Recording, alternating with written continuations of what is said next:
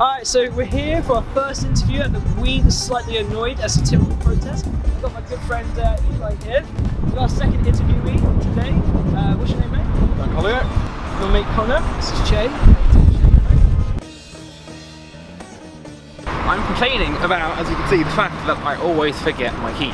Well, my minor issue is the price of Freddos. Hashtag not my Freddo. The lack of new role in pubs. Well, I think protesting is more about tribal mentality and belonging to a cause that you may or may not necessarily actually believe in or have any invested interest in, rather than creating any real change. So, it happens, as you can see, quite a bit. And when I forget my keys, I go back to my flat. Nice pie chart here. Yeah, very accurately done. So here's the price of Freddos since 2000. Like that? Yep, as you can see, it starts at 2000 and predicts into the future as to what might happen. It affected me about 45 minutes ago in the Pavilion Tavern, literally. Sat down, thought this is a comfortable, well-kept toilet, started doing my business. No toilet paper. I think protesting in the past has been a very useful tool for getting change that people want. Nowadays, less so, less powerful, I guess. But yeah, I mean, in theory, it is a good idea. Protesting is a massive deal with democracy. Like, it shows that the people can assemble and sometimes overthrow things, but a lot of the time do next to nothing. Protesting looks great. I'm not sure of its actual value, because you get a lot of people who don't really care at all, and who just use it as an excuse to fight other people, or people who are just bored. The past couple of years, I mean, it's had a lot of success in the past history, but I think it's a legitimate way of saying support of showing support for a cause, coming out and representing something. But at the same time, it's you know, humans are a tribal. When you go down to it, they're a tribal kind of people. So yeah, belonging to a group is what everyone wants to be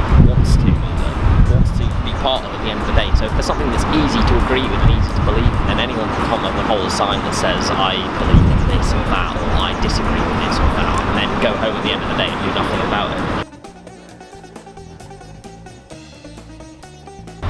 In the modern day, not much. I mean, in certain cases for smaller issues, maybe, but for sort of grand scale things, it doesn't really do much anymore. I think with the rise of the internet, it does seem that there are a lot more protests, but we don't really know that unless we really look into it. But, I mean, I think it's because we only remember the more powerful protests, but I think a lot of the time, protesting about things which are already going to happen, like, I mean, although I don't really like Trump, I think protesting his visit, I mean, it's a good thing to show him what people think about it. I think if the protest is big enough and loud enough, people take notice.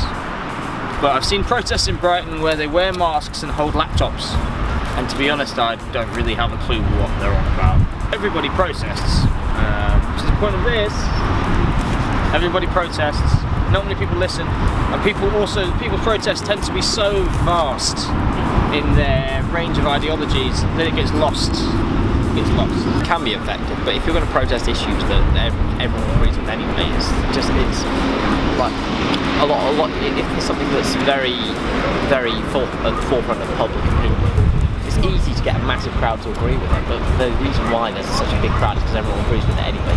So stating it is a bit of a not exactly pointless, but there's no, it doesn't have any sort of tangible or real impact. So I think probably the best choice would be to go to your local MP or local government representative and lobby them to bring in the change that you want to see and to stand behind them and with that. Because I think obviously they have a lot more powerful, unfortunately, than people think at the time. I mean, a possible alternative could be doing more than just protesting it. It's like more than just assembling in a park for a day like we're doing. I've always been a fan of the strike. I think strike, especially in European countries, has a fantastic turnout and it makes people listen. So I was in France and all the dairy farmers decided to do a strike, which means that everyone in France ran out of cheese, milk, butter, basic necessities, and then they went, oh shit, probably do something about the pay for dairy farmers. It's great having a protest, but I think striking, when people start losing things, they start paying notice. Less people pay notice to people talking. Yeah. Because there's so much social media and stuff like that. You can do a protest on social media and it might have exactly the same influence. Exactly. Yeah, I think striking is the way forward. Well, a voice is a voice. You can say anything you like, but if you're going to say something, anyone's allowed to say anything. You can say whatever you like about anything, but the real issue, the real point is, you want people to do something about it.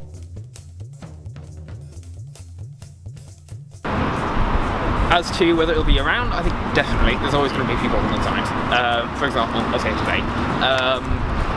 But as for how much effect it'll do, I think over time that is going to get lower and lower, and it will probably get to the point where it doesn't do anything. I think it will never decline because people want to be heard, and the smaller people will always want a way to have some kind of publicity about their issues. I don't think it will decline. I think politicians and people higher up in businesses will take less and less notice of it because it's so often that it's been done. Yeah, I think people are going to I think people are going to keep doing it. Whatever you say, they're going to keep coming out and meeting up and doing different things, and there'll be counter protests and petitions online and GoFundMes and all sorts of stuff like that. But then at the end of the day, what does that really do? If you want to clean up the environment, go pick up a bag and start picking. Don't hold up a piece of cardboard with something written